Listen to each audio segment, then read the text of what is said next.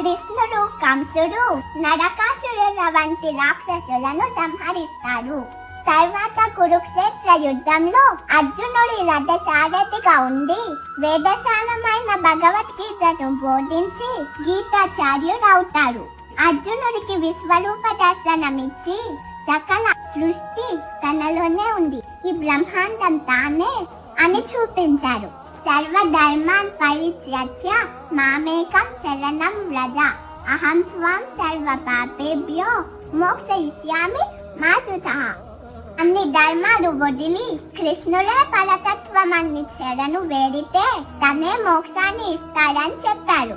పాండవుల చేత యుద్ధం గెలిపించి ధర్మ రక్షణ చేస్తాడు. ద్వాపర యుగాంతంలో ఏటగారి బాణం కృష్ణుడి వేలుకి తగిలి అవతార సమాప్తి చేస్తాడు.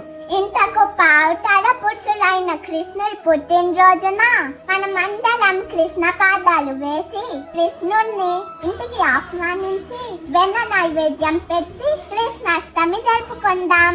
జై శ్రీకృష్ణ, జై జై శ్రీకృష్ణ.